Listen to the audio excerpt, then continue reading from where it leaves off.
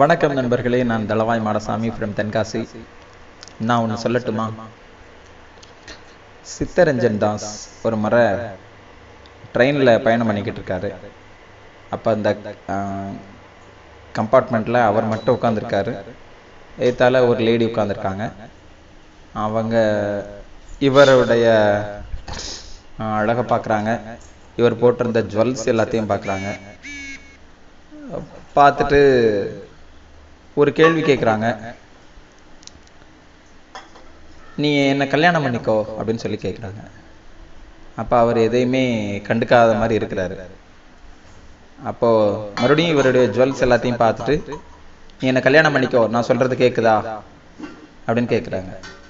இவர் அப்போவும் கேட்காதது மாதிரியே நடிச்சிட்டார். இந்த மாதிரி நான் சொல்கிறதுக்கு நீ ஒத்துக்கலை அப்படின்னு சொன்னால், இப்போவே ட்ரெயினில் நம்ம அந்த செயினை பிடிச்சி இழுத்து நிறுத்திட்டு, இவர் என்ன செக்ஷுவல் ஹராஸ்மெண்ட் பண்ணுறதுக்கு ட்ரை பண்ணாரு அப்படின்னு சொல்லிட்டு உன் மேலே நான் கம்ப்ளைண்ட் பண்ண வேண்டியிருக்கும் அப்படின்னு கேட்குறாங்க. அப்போ அவர் அப்பவும் கண்டுக்கவே இல்லை. சொல்கிறது கேட்கவே இல்லையா அப்படின்னு உடனே இவர் தலையை லேசாக அசைச்சிட்டு, நீ சொல்கிறது என்னன்னு எனக்கு புரியவும் செய்யலை, கேட்கவும் செய்யலை, அதனால் எழுதி கொடு அப்படின்னு கேட்குறாரு. அந்த அம்மா எழுதி கொடுத்துருச்சு.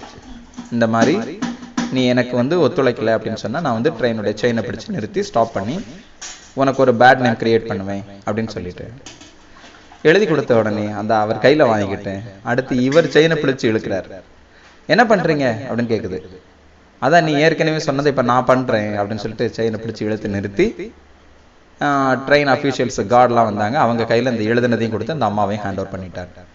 ஸோ தனக்கு ஏற்பட இருந்த அவமானத்தை தன்னுடைய புத்திசாதுரியத்தினால் அவர் என்ன பண்ணாரு, தவிர்த்துக்கிட்டார். ஸோ அந்த சூழ்நிலையிலிருந்து அவர் தப்பிச்சுக்கிட்டார். ஸோ சமயோஜித புத்தின்னு ஒன்று இருக்கும் பார்த்தீங்களா, அது சரியான வகையில் கரெக்டாக பயன்படுத்தினார். இது மாதிரி சில விஷயங்களை நம்ம பசங்களுக்கும் சொல்லணும்.